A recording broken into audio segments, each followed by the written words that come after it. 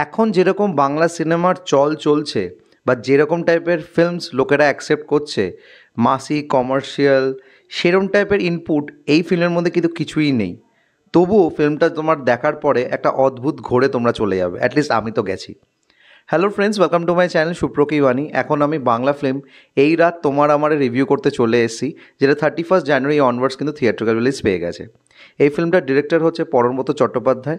এখানে কাস্টিংয়ে আছে মূলত দুজন, অঞ্জন দত্ত অ্যান্ড অপর্ণা সেন। এছাড়া আর তিনজন মাত্র অ্যাক্টার আছে, পরমব্রত চট্টোপাধ্যায় নিজে, শ্রুতি দাস এবং আরেকজন আছে যে একজন পপুলার টিভি অ্যাক্টার, তবে আমার সেই নামটা জানা নেই। তো কেমন লাগলো এই ফিল্মটা, এই সব কিছু নিয়ে তোমার সাথে শেয়ার করবো। So why are you waiting for, let's start with the video.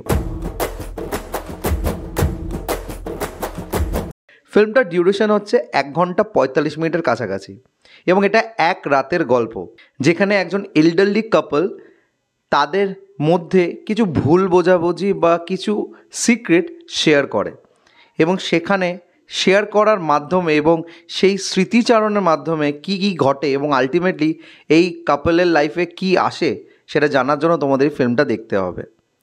তো মূলত ফিল্মটার গল্পটা কিন্তু খুব যে আহামরি সেটা আমি বলবো না, জাস্ট একটা অদ্ভুত অনুভূতি আছে ফিল্মটার মধ্যে, যেটা পারফরমেন্স দিয়ে কিন্তু বেরিয়ে এসছে এবং সারাটা ফিল্ম জুড়ে তোমাদের কিন্তু একটা অদ্ভুত একটা ভাইব দেবে ফিল্মটা, যেটা তোমাদের ভীষণ cosy at the same time একটা হোমলি ফিল করাবে।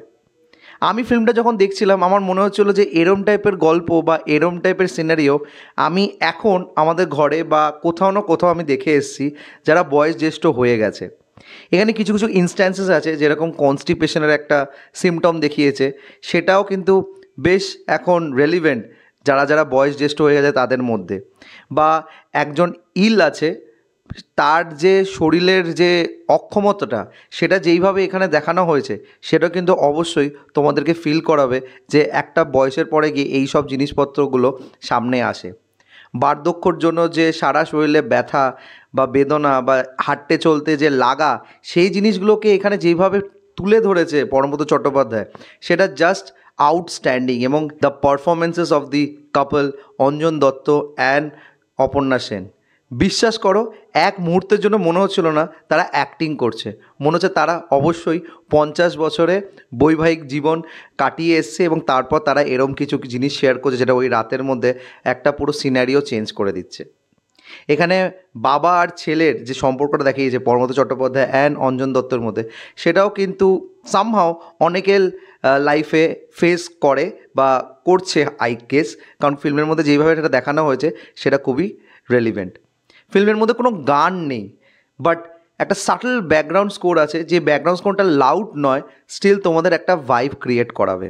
এবং যে ক্যামেরা অ্যাঙ্গেলস ইউজ করা হয়েছে সিনেমাটোগ্রাফি ফিল্মটার মধ্যে বেশ ভালো। এবং একটা ইঁদুর আছে যাকে এখানে প্রপ হিসাবে ইউজ করা হয়েছে ফিল্মের মধ্যে, সেটাও কিন্তু কোথাও না কোথাও একটা চিন্তাধারা জাগায় যে এই প্রাণীরাও কিন্তু বুঝতে পারে যে কে কখন থাকবে কে কখন থাকবে না। এবং এই ফিল্মটার যে ক্লাইম্যাক্সটা জাস্ট তোমাদের নাড়িয়ে দেবে, বিশ্বাস করো তোমাদের চোখে জল আসতে বাধ্য যেইভাবে এখানে এন্ডিং করা হয়েছে। আমি তো কেঁদেছি, ইনফ্যাক্ট যারা যারা হলে প্রেজেন্ট ছিল অনেকেরই চোখ কিন্তু টিয়ার্সে ভেসে উঠেছিল। আজ আমি ফিল্মটি বিনোদিনী থিয়েটারে দেখতে গেছিলাম এবং 90% হাউসফুল ছিল ফিল্মটা। আমার কিন্তু ফিল্মটা দেখার এক্সপিরিয়েন্স বেশ অন্যরকম ছিল এবং আমি মনে করি প্রত্যেকের এই ফিল্মটা দেখা উচিত। এই ফিল্মটা হয়তো হাইলি কমার্শিয়াল নয় বা এই ফিল্মের মধ্যে সেই সব জিনিসপত্র নেই যেটা তোমরা একটা মাসি ফিল্মে এক্সপেক্ট করে থাকবে।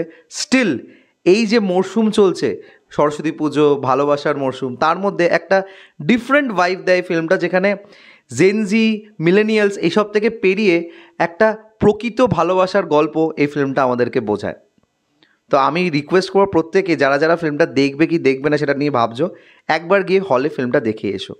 এই ফিল্মটা কিন্তু অলরেডি কলকাতা ইন্টারন্যাশনাল ফিল্ম ফেস্টিভ্যালে দেখানো হয়ে গেছে, তো যারা অলরেডি দেখে নিয়েছো সেই সময় তারা জানো ফিল্মটা কেমন। আমার যদি রিভিউটা ভালো লেগে থাকে, don't forget to like, share and subscribe my channel.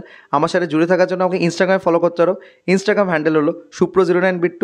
এছাড়াও তোমরা ফেসবুক পেজও ফলো করে নিতে পারো, ফেসবুক পেজের নাম হলো সুপ্রকি বাণী।